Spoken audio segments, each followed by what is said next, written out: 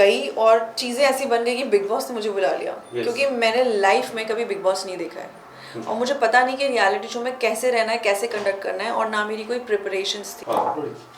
सौंदर्य, पहले तो काफी कमाल की जर्नी आपकी रही है, जिस तरह से लोगों ने आपको प्यार किया है। लोग पहले भी आपको काफी अमेजिंग प्यार करते थे और उससे ज्यादा अब तो मैं जिस तरह ट्विटर की बात करूं, सोशल मीडिया में आपको काफी प्यार मिल रहा है। सबसे पहला मेरा सवाल रहेगा कि आपने ऐसी क्या कुछ तय करके गए थे कि उस घर में मेरे को ये जाके अचीव करना, और अचीव किया, और क्या आपने अचीव नहीं किया अब तक?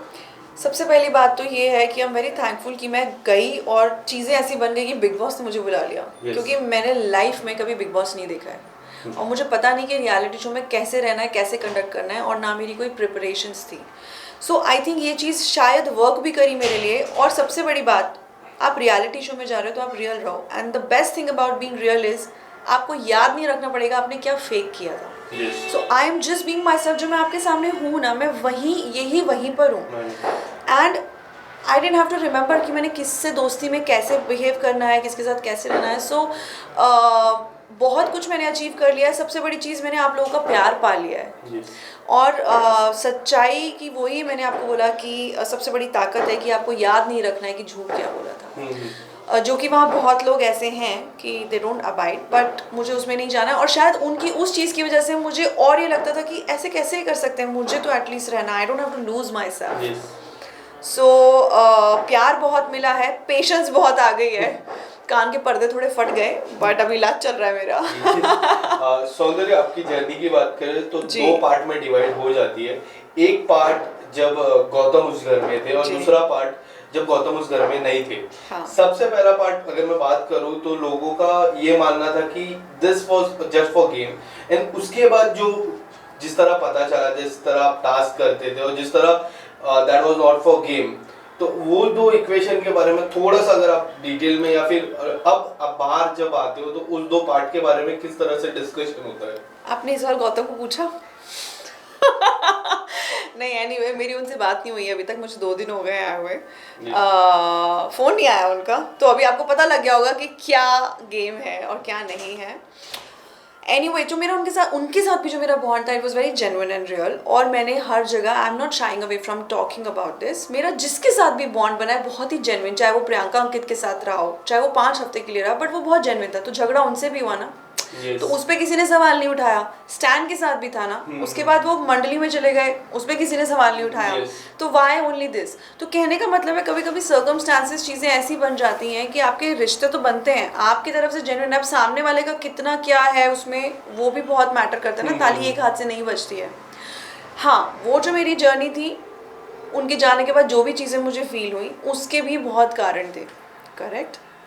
एंड माई पॉइंट इज़ कि 2 भाग में तो आपने डिवाइड किया, मेरे लिए तो सेम जर्नी है। और सबसे रिश्ते बनते हैं, बिगड़ते हैं, और वो घर ही ऐसा है। हालांकि रिश्तों की शुरुआत शायद अब उस घर से निकल के अब पता लगेगी कि कितने जेन्युइन थे उनकी तरफ से, मेरी तरफ से, तो सबकी तरफ से, मेरे दोस्तों के लिए सच्चे थे। बट हाँ, मुझे लगता है हम लोग जाने दुश्मन नहीं है एक दूसरे के, और सब लोग अच्छे से मिलेंगे, बात करेंगे जब फिनाले पे मिलेंगे और हमारी बातें होंगी, सब गिले शिकवे हो जाएंगे, क्योंकि वो गेम का हिस्सा थे। सब लोग तो झगड़ा करते थे, बट बाहर आके कौन चीनी आटे रोटी पराठे पे झगड़ा करेगा, आप मुझे बताओ। क्या आपको लगता है कि जिस तरह आपका इविक्शन अनफेयर था, उसी तरह सेम वाइज अंकित का भी इविक्शन कई हद तक अनफेयर था? मेरे केस में तो बहुत अनफेयर था, और मेरा ये नहीं था कि मुझे जाना था। अंकित को हमेशा से था कि मुझे जाना था, और मेरे टाइम में वोटिंग लाइंस भी बंद नहीं थी। तो as per the votes, in fact Tina 10th week में जाके वापस आए थे। सो सबको भी यही था। और फिर वो सब जो हो गया कि घर वाले डिसाइड करेंगे, तो घर वाले कैसे डिसाइड कर सकते हैं, क्योंकि हम यहाँ ऑडियंस के लिए हैं। करेक्ट। तो ऑडियंस का हक आप उनको नहीं दे सकते हो फॉर दिस पर्टिकुलर रीज़न। उस टाइम पे शायद वोटिंग लाइन बंद थे। एंड अपार्ट फ्रॉम दैट, अंकित का ऑलरेडी था कि मेरा हो गया है। मेरे केस में ऐसा नहीं था, मुझे ज़बरदस्ती थ्रेट समझ के निकाला गया वहाँ से। क्यों? क्योंकि अगर मैं होती तो शायद वो आगे नहीं बढ़ पाते, और उसको आप बोल रहे हो अरे इन्वॉल्वमेंट नहीं है, अर्चना के साथ है। अगर मैं किसी की भेड़चाल में होती या मेरा इन्वॉल्वमेंट नहीं होता, तो टारगेट सौंदर्या शर्मा नहीं होती। क्योंकि मैं भी अलायंस बनाती, मंडली में घुस जाती, या ज़रूरत पड़ने पर अंकित चले गए तो जैसे प्रियंका ने टीना और शालीन के साथ दोस्ती किया, फिर उनसे झगड़ा किया, फिर उनको लगा कि मेरी अर्चना का झगड़ा हो रहा है तो उन्होंने अर्चना से बात करना शुरू किया. सो माई पॉइंट इज सबने परमिटेशन कॉम्बिनेशन बनाए सिवाय मेरे. और अगर मैंने बनाए होते गेम के लिए और मैं सोचती कि मैं वोट के लिए, लोगों से दोस्ती के लिए मुझे करना है, तो आज मैं अंदर होती, आपके सामने बैठ के इंटरव्यू नहीं दे रही होती 2 हफ्ता पहले. सौंदर्य, क्या आपको लगता है कि इस सीजन में सबसे ज्यादा पेरेंट्स इन्वॉल्व हुए हैं? जिस तरह सुम्बुल की मैं बात करूं, सुम्बुल के पिताजी ने काफी कुछ कहा, प्रियंका के भाई ने काफी कुछ कहा, शिव ठाकरे की मम्मी ने काफी कुछ कहा. कि क्या लगता है कि इससे पहले ये सीजन के सबसे ज्यादा पेरेंट्स इन्वॉल्वमेंट थी और उसके वजह से घर में काफी सारी बातें बिगड़ी है? मेरे को लगता है पेरेंट्स के आने से बातें बिगड़ती नहीं हैं, बनती हैं. सबके पॉइंट ऑफ व्यू होते हैं. और मुझे एक्चुअली अभी तक मैं एपिसोड्स देख नहीं पाई, तो मुझे नहीं पता है कि उनकी आई ने क्या बोला, उनके भाई ने कितना बोला है, या बाकियों के पेरेंट्स ने कितना क्या बोला है. बट मेरा ये मानना है कि डेफिनेटली पेरेंट्स के आने से एनर्जी चेंज हो गई थी, वाइब चेंज हो गई थी. और बाहर का कोई भी इंसान आता है तो एक पॉइंट ऑफ व्यू लेकर आता है, कोई भी हो, अच्छा बुरा सबके लिए. But what it did best for all of us is कि सबको एक इमोशनली स्ट्रेंथन किया उस चीज़ ने. और रही बात बाहर के पॉइंट ऑफ व्यू की, अब है पॉइंट ऑफ व्यू, जो चीज़ें बाहर चल रही है हमको तो नहीं पता थी, करेक्ट. और मुझे तो अभी भी नहीं पता है कि किसने क्या बोला है. I am still going through a lot. तो ये तो बहुत ही अच्छा और एक यूनिक चीज़ बिग बॉस ने लेके आया कि फैमिली को भी इन्वॉल्व किया.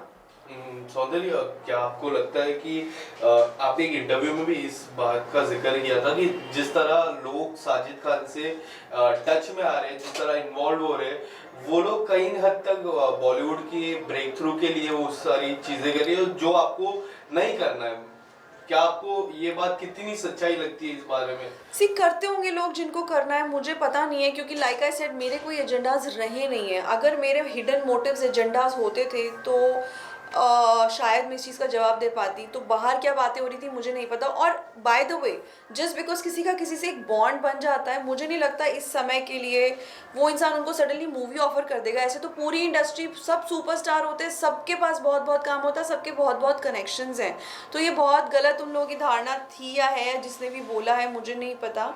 तो ये तो कभी भी हो सकता है, वो बाहर आके पता लगता है, और किस्मत से ज़्यादा किसी को नहीं मिलता है. सो ये I don't believe in all this.